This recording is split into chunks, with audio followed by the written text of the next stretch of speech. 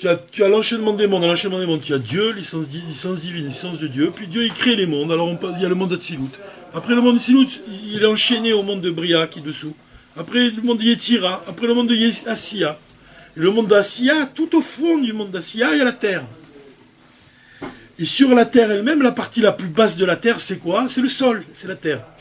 Donc si tu regardes le monde avec un regard comme ça limité, tu vas te dire la terre c'est le niveau le plus bas. Mais vis-à-vis de Dieu, c'est pourquoi il dit que la terre elle est égale même au ciel? Parce que Dieu il voit l'origine de la terre. Et en fait, l'origine de la terre à sa source, elle est plus élevée. Le dos même, l'inanimé, il est plus élevé que le ciel. D'abord, tu le vois de manière claire, tu peux le ressentir parce que tu vois que dans la terre, elle possède la force de faire pousser des fruits à l'infini. Donc le Koach Ein Sof, la force infinie de Dieu, elle se révèle dans le niveau le plus bas. Ça, c'est un principe qui revient tout le temps dans le Malchut. Le rabbi insiste toujours, il dit que l'essence, elle se révèle dans le niveau le plus bas. De même pour Esav. Si tu regardes Esav et tu regardes Yaakov, tu dis qui c'est la tête et qui c'est le niveau le plus bas, la terre. Qui est le plus haut, le niveau le plus bas, c'est Yaakov. Le niveau le plus bas, c'est Esav. Mais si tu les regardes, mais pourquoi vis-à-vis de Dieu, ils sont égaux? Parce que Dieu, il voit Esav à sa racine. Il voit que Esav à sa racine, son âme, elle est très élevée. Maintenant, il s'habille dans des vêtements sales. C'est ça le problème. C'est-à-dire que Yaakov, il a peut-être des lumières moins élevées, l'origine de son âme, elle est moins élevée que celle d'Esav, mais il a des kélim, des récipients, qui contiennent, qui peuvent contenir le divin, le garder. Chez Esav, ça explose chez lui. Il ne peut pas garder la Kedusha. C'est pas un kéli, c'est pas un récipient pour ces lumières. Donc ici, en fait, dans le verset, quand tu lis le verset, il y a écrit que Yaakov, il s'est allongé, et en fait, tu vois que la tête, elle était au même niveau des pieds. Qu'est-ce que tu dois comprendre? Que à cet endroit-là était révélée l'essence de Dieu. Et comme l'essence de Dieu, elle est révélée, à ce moment-là, la tête, elle est au niveau des pieds. C'est clair, ça? C'est compréhensible? Quand on dit que Yaakov, il est allongé, c'est-à-dire que la tête est au niveau de ses pieds, on doit comprendre que c'est parce qu'il y avait dans cet endroit-là, l'essence de Dieu, elle était révélée. Et quand l'essence de Dieu, elle est révélée, alors le spirituel et le matériel, ils sont au même niveau. Parce que l'origine, encore une fois, l'origine de la matière, le dos même, c'est un niveau très élevé. L'inanimé, c'est un niveau très élevé. Comment on pourrait l'expliquer? Peut-être en donner un exemple.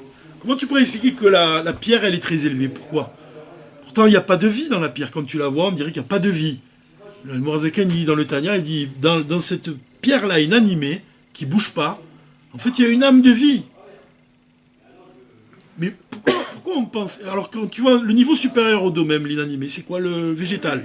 Là, ça bouge un peu. Tu peux voir la vie dans le végétal. Ça bouge, ça pousse, ça grandit.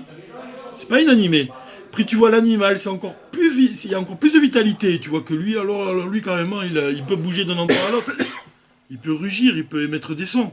Il y a beaucoup de vitalité dans un animal. Après, tu vois l'homme, c'est ce qu'il y a de plus élevé. Alors là, tu dis, même lui, il parle, il comprend, il a du sechel. Donc là, vraiment, il y a de la vitalité, encore plus que chez tout le monde, on est d'accord. Mais tu pourrais voir les choses autrement. Pourquoi la pierre, elle est inanimée? Parce qu'elle est très proche de Dieu. Je vais l'expliquer comme ça, c'est écrit nulle part encore une fois, mais ça tu pourrais le comprendre comme ça. C'est qu'elle est tellement proche de Dieu à sa racine, elle sent tellement Dieu qu'elle ne peut pas bouger, elle est immobile devant Dieu. C'est pour ça que la terre même, la poussière du sol, elle représente le bitoul, la nava. La nava, c'est lié à ça, le fait d'être inanimé, le fait que tu es immobile, comme dans la Hamida, tu es immobile, tu pries Hachem et tu es immobile, tu ne peux pas bouger, tu ne peux pas émettre un son. Ou alors tu dis la prière à voix basse. Parce que justement, dans l'inanimé, il y a une proximité avec Dieu telle qu'on ne peut pas émettre le moins de mouvement, on peut que se tenir comme ça, comme les piliers du Mishkan. Il dit il dit qu'on doit être comme les piliers du Mishkan, que quand on est attaqué par les Tzahara, on doit être immobile, on ne doit pas réagir à ces attaques, on doit laisser passer. Donc ça, c'est l'explication du Rabbi. Et il va l'approfondir avec l'exemple des pierres. Autre chose, il dit que comme on a dit que cet endroit où il a dormi, c'est la révélation de l'essence divine, il dit que cet endroit où il a dormi, ça a été après il a rêvé, et qu'est-ce qu'on voit? Il a rêvé qu'il y avait une échelle dont la base de l'échelle, le bas de l'échelle, il est reposé sur la terre, et sa tête, elle a rêvé jusqu'au ciel. Donc c'est une échelle qui va unir la terre et le ciel. C'est symbolisé aussi par l'idée de la tête et les pieds, ils sont au même niveau. Quand on dit que la tête et le pied ils sont au même niveau, c'est que face à l'essence divine, chaque chose elle est égale. C'est-à-dire qu'il y a une fusion entre le corps et l'âme. De manière profonde, c'est là où il va en venir. Il dit comme ça, il dit Zeu Gam Akoach Ein Sofi, la force infinie de Dieu qui est révélée dans cet endroit, qui se révèle dans cet endroit. Chez Nathan Lo et Taev Sharut, elle a donné à Yaakov la force de pouvoir dormir là-bas. Il pouvait dormir là-bas. Pourquoi? Parce que même devant Dieu, c'est la miséricorde de Dieu. C'est très élevé, les attributs de miséricorde. Il a donné l'autorisation de dormir là-bas. Mais encore, tu vois que donc pourquoi l'essence divine elle est révélée là-bas. Mais même quand il va à Haran, là où il va dormir chez Jean Racha, c'est l'essence divine qui l'accompagne, qui lui donne la force de tenir au milieu des Réchaïm. C'est ça la révélation de l'essence divine. C'est pas seulement qu'elle te permet de dormir dans un endroit saint, elle te permet de dormir aussi, de supporter un endroit de Réchaïm. Et pourquoi? Parce que tu vas pas avec la même intention. Au lieu de penser que tu es entouré de Réchaïm, tu penses que tu es entouré de gens qui possèdent une étincelle divine à l'intérieur d'eux-mêmes et que tu vas révéler. Et que tu ne te laisses pas impressionner par leur apparence extérieure. Alors, Kaet Navin Yoter et Mashmout Anachat Avanim chez Yaakov Vinyach Misaviv le Rocho. Vous savez qu'il y a écrit dans la Torah ici, quoi, que quand vous savez ce qu'il y a écrit. Il y a écrit que quand il s'est allongé pour dormir, il prit parmi les pierres de l'endroit, il a pris des pierres, et il les posa sous sa tête. Les sages ils disent que les pierres ils se sont disputés entre elles. Chacune elle disait je veux que ce soit sur moi que la tête du sadique elle repose. Comme elles se sont disputées entre elles, Dieu il a fait de toutes ces pierres, il les a unies en une seule pierre. Alors Rabbi il explique qu'est-ce que ça signifie. Il explique que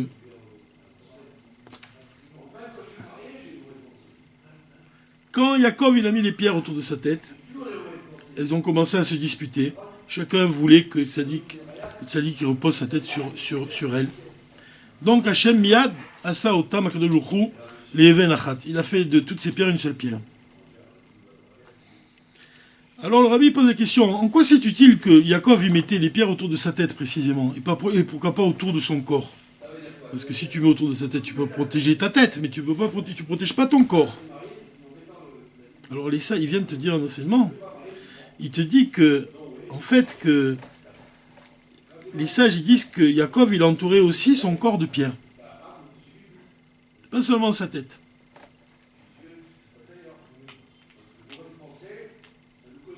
Alors il dit que Farshim Masbirim, les commentateurs, ce qui explique, Sheachen Ayu Avanim Gam Misaviv le Goufo, que le corps de Yaakov, il était aussi entouré par des pierres. Mais la question, elle est pourquoi la Torah, elle parle seulement des têtes qui entouraient la tête de Yaakov. Pourquoi elle ne parlait pas des pierres qui entouraient le corps de Yaakov? Alors pourquoi? Parce que elle vient nous dire quoi? Elle vient nous dire que qu'est-ce qui est le plus important chez l'homme? C'est le sechel, la tête, le cerveau. Donc la Torah elle vient mettre le point là-dessus. Mais les pierres, le rabbi vient te dire, mais les pierres quand elles se sont disputées entre elles, elles ont dit à Dieu pourquoi? En fait ça voulait dire, elles réclamaient, elles dit pourquoi la tête elle reçoit plus que nous. Pourquoi la tête elle est plus importante que nous? Le corps il s'est plaint à Dieu. Il dit, pourquoi la tête elle est plus importante que nous? Yaakov again et asmo miamsaut peulot ruchaniut. C'est en fait Yaakov, comment il s'est protégé quand il entoure les pierres de sa tête et il entoure sa tête de pierre. Il s'est protégé par des actions spirituelles. Il a éclairé son corps avec la puissance de son âme. La puissance de la lumière de son âme est protéger son corps. Il dit ici l'expression à Even chez Benishmato, la pierre qui est dans son âme. Ça veut dire que la pierre représente la puissance, la force. Donc quand on entoure, quand il a entouré sa tête de pierre, ça veut dire qu'il a renforcé son âme. Son âme, sa tête, il a renforcé la puissance de son âme afin que cette puissance-là, elle se révèle dans son corps, qu'elle le protège. C'est-à-dire que à ce moment-là, c'est le cerveau qui domine le cœur. Le cerveau qui protège le corps même, tu pourrais dire, qui lui fournit la lumière dont il a besoin. Et donc, ça fait quoi dans ces cas-là? C'est-à-dire que les chayot, il avait peur des animaux sauvages, ça veut dire que quand tu renforces la lumière, la force de ton âme, alors ton corps il est dominé par la volonté de Dieu, tu fais de toi une merkava, tu fais de toi comme Avraham, Yitzhak et Yaakov, que le corps il obéit à l'âme, et donc il fait que les chayot, les animaux sauvages, c'est les clipotes en fait, ils peuvent pas te toucher. Tu te protèges du mal en renforçant tes chabad. Chokhmah, Bina, Dat, ça illumine tes sentiments, ça protège tes actions, ça inspire tes actes. Ton corps, il va pas n'importe où. Tu protèges ton corps parce que ta tête, elle marche droit. Ou comme l'anishama se trouve essentiellement dans le cerveau de la tête.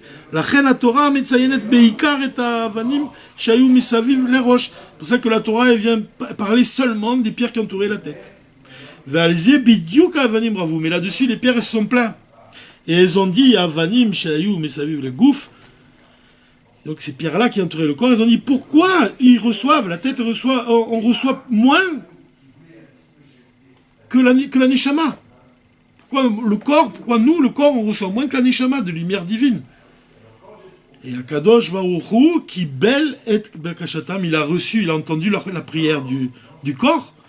Veyatzar gilou eloki echad shave gam berosh vegam baregel ou bagouf. Donc il a dévoilé son essence. Et devant l'essence, qu'est-ce qu'on a dit? Que la tête et le corps, ils sont égaux.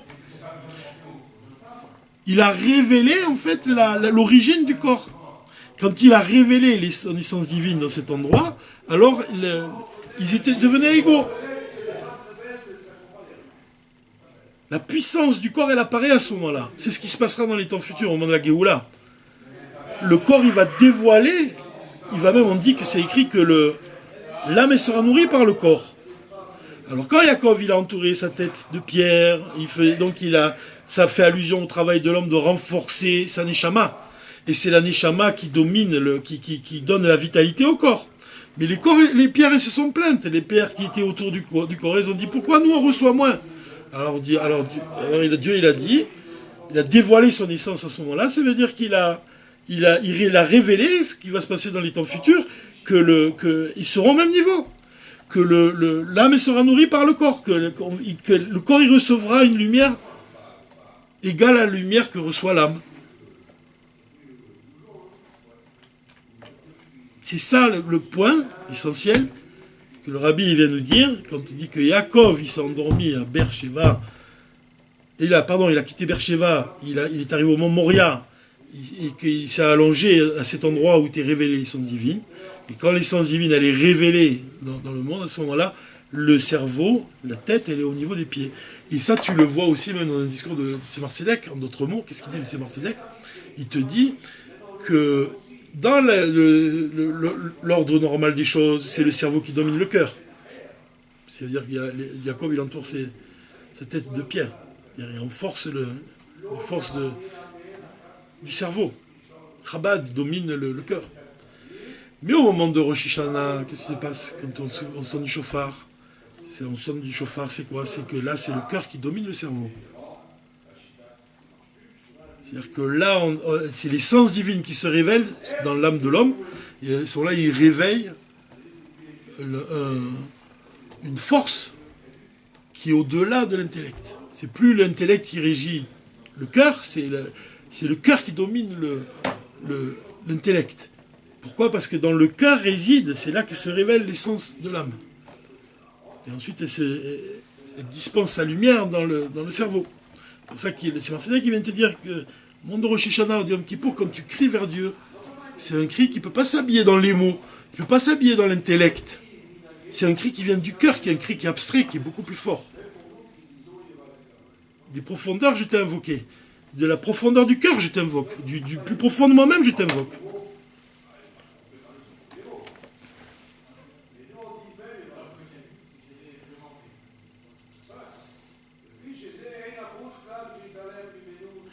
Alors il dit que quand donc, justement il a dormi donc, dans cet endroit-là, et que l'essence divine s'est révélée, alors Rabbi vient nous dire, c'est ça qui a donné la force à Yaakov d'être victorieux et de dévoiler le divin dans les niveaux les plus bas.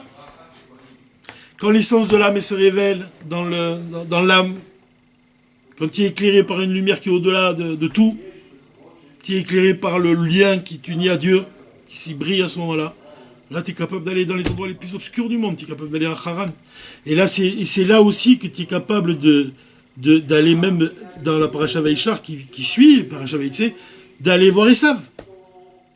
Et celui qui est le plus rachat, d'essayer de dévoiler dans le plus rachat son origine. Encore une fois, quand la tête elle est égale au corps. C'est-à-dire que tu n'as plus un regard matériel sur l'autre, tu as un regard beaucoup plus profond. Tu n'as pas un regard superficiel, pardon. Tu as un regard vraiment très élevé. C'est le regard du rabbi sur le monde.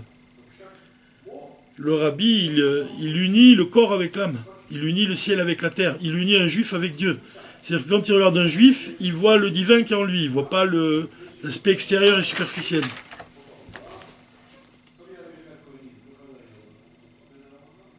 Et c'est ce qui se passe dans ce dévoilement-là, en fait. C'est le dévoilement c'est notre mission. On doit provoquer ce dévoilement-là. C'est ce qui a donné à Yaakov la force de la Netzar, d'être victorieux, de dévoiler le divin. Et quand il est parti, et la reine Davka Sham, c'est précisément Haran qu'il a fondé les 12 tribus d'Israël. Tu vois un peu? 2 Sadikim, ils sont nés là-bas, à Haran, dans l'endroit le plus obscur du monde. C'est là-bas qu'ils sont nés. C'est l'endroit où le corps y rejoint l'âme. Il n'y a plus de différence, où tu atteins la racine du corps et la racine de l'âme. Et c'est quoi? C'est le dévoilement de l'essence divine. Alors on te dit, qu'est-ce qu'on te dit? Qu'il a eu 12 enfants de Sadikim. On te dit, qu'est-ce qu'on dit? La Torah vient te dire que ce mitato shlema, son lit, sa couche était intègre. Comme ça, on traduit dans le Chumash. Le lit de Yaakov, sa couche était intègre. C'est-à-dire qu'il a eu des enfants de Sadikim. Il avait un rapport avec le matériel, avec le monde matériel, où il sanctifiait sans cesse le monde matériel. Mais et comme il dit le Mourazaken dans le Tanya, avoir un rapport avec sa femme, c'est le fait de se sanctifier dans le rapport avec sa femme on va donner un vêtement à son enfant. Alors qu'il peut devenir un sadique, tu lui donnes un vêtement qui peut l'aider plus facilement à devenir un sadique si tu te sanctifies dans tes rapports avec ton épouse. Il dit que Yaakov mitato shlema, son lit, il était parfait. Mita, ça vient de quoi? Il nous dit le rabbi mata. Mata, les mata, en bas. C'est-à-dire que le regard de Yaakov, c'était pas seulement d'élever, de s'attacher à ce qui est les Maala, mais c'est dans le Mata précisément, dans ce qui est le plus bas, qu'il va trouver le Dieu. Comme il dit, il y a un Admour, dans le livre que tu m'as prêté, là, des chassidiques de Matan Bouber, il raconte sur un des Admourim, il dit qu'il faut chercher le feu dans les cendres. C'est beau cette expression, il faut chercher le feu dans les cendres. Dans les cendres, il y a du feu. Tu souffles dessus. Une braise, tu souffles dessus, le feu, il jaillit. Donc Mata, c'est désigne la descente. Descendre dans les niveaux les plus bas, c'est justement dans les niveaux les plus bas que réside l'essence divine. C'est ça le point du rabbi ici. Et ça, on doit le faire aussi dans le monde. C'est pas seulement chez un juif et dans son âme. On ne doit pas dévoiler seulement l'essence de l'âme de chaque juif. On doit dévoiler l'essence de l'âme dans ce monde matériel. On doit faire de ce monde une demeure pour Dieu. Dans les objets matériels, on doit dévoiler l'essence de chaque objet. Faire d'un objet profane un objet de mitzvah. Dans le Dvar Malchut, il y a beaucoup de détails. Je suis obligé de passer parce qu'on a bientôt fini. Mais peut-être arriver au point un des points essentiels. Le rabbi il dit qu'on doit faire de ce monde une demeure pour Dieu. C'est-à-dire qu'au point même que la chair, on verra à Bassar Atzmo Yireh et Akadosh Baruch Hu. la matière elle-même, elle verra Dieu. Au point qu'il y a écrit comme verset que la pierre écrira. La pierre du mur, elle va crier. Et qu'est-ce qu'elle va crier? Elle va crier que c'est Dieu qui l'a faite. L'inanimé, le domème, ce qui ne parle pas aujourd'hui, on va voir la force qui les met à l'existence. Comme on a dit que Dieu il a créé avec le hé, chaque chose, la force qui met les choses à l'existence, elle va apparaître. C'est-à-dire, la pierre elle va crier, c'est Dieu qui m'a faite. C'est-à-dire qu'on va voir le divin dans les choses les plus inanimées.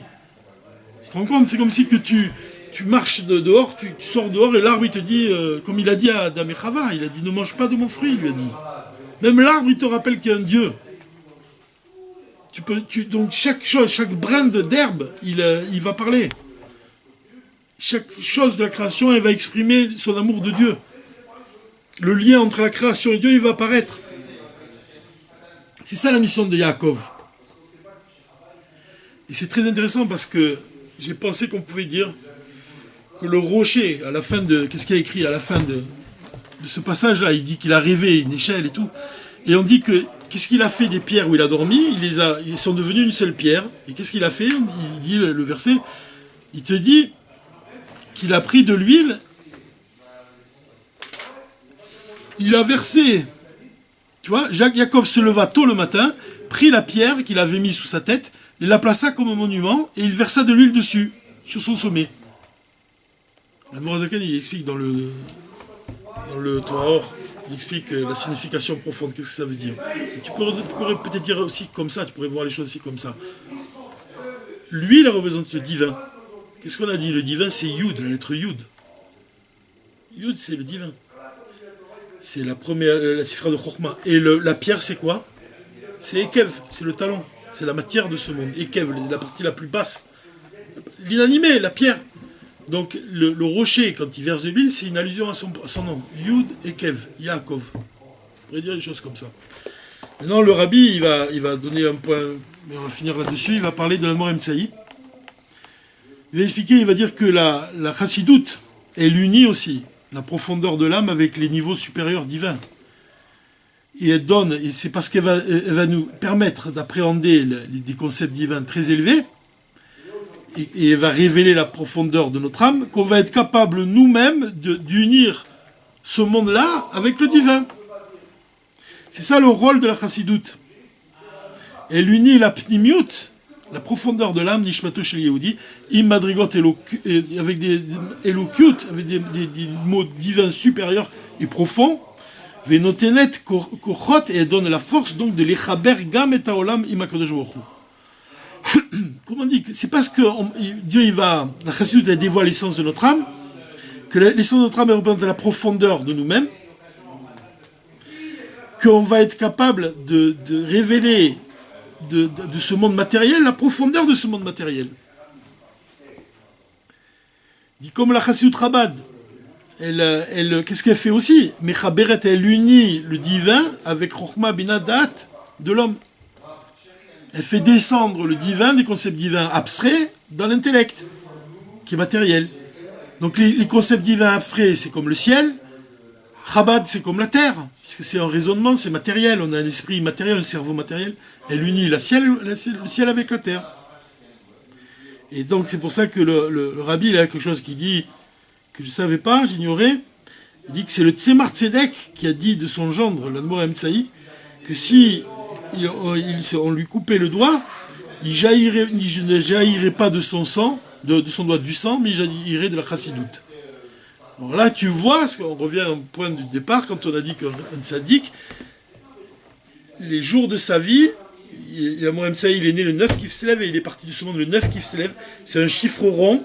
Ça vient nous enseigner que seul un tzaddik, il a le pouvoir de purifier son corps. Totalement. C'est-à-dire que l'Admor Emsaï, il ouvre son corps, son sang, c'est divin, c'est des paroles de Torah.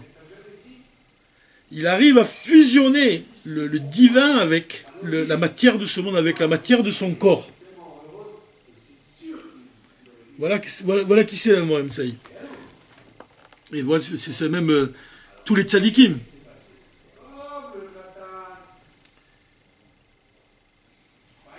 Le chibour, tu vois, qui est slom ou de gâche, chez l'Admor Emsaï, il y a l'accent qui est mis sur le chibour, l'union entre la gashmiut et la ruchaniut, entre le spirituel et le matériel.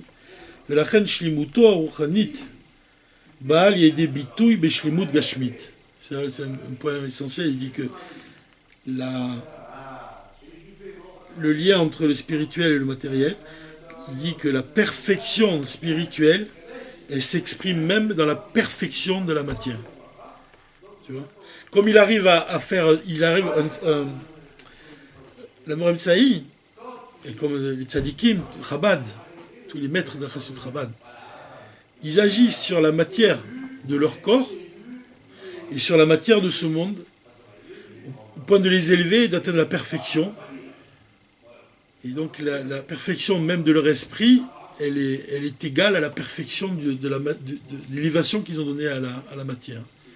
Et c'est pour ça qu'on arrive à un chiffre parfait. C'est un nom particulier. Si on prend, on dit que Moshe Rabbeinu, il est né le 7 Adar, il est parti le 7 Adar. On dit que le jour de la vie d'un homme, ça évoque la matière. Il est né le même jour, il est parti le même jour. On comprend qu'il y a une fusion qui est opérée entre le ciel et la terre. C'est-à-dire qu'ils atteignent cette perfection-là. Et comme on a vu, on a vu encore une fois l'importance du corps. C'est-à-dire le fait de purifier le corps pour en faire un réceptacle de l'essence divine. Donc en fait, Yaakov, ce qu'on a vu jusqu'à maintenant, Yaakov, il représente le dévoilement du divin dans le talon, dans la matière de ce monde, dans les choses les plus inanimées. Les choses les plus inanimées, elles vont crier leur amour de Dieu. C'est-à-dire, c'est ça un tzaddik. Il est capable de. Et on pourrait finir cette idée-là. Un tzaddik, c'est celui qui fait d'un juif inanimé. Un juif qui n'a pas le goût de la Torah, qui ne connaît pas Dieu.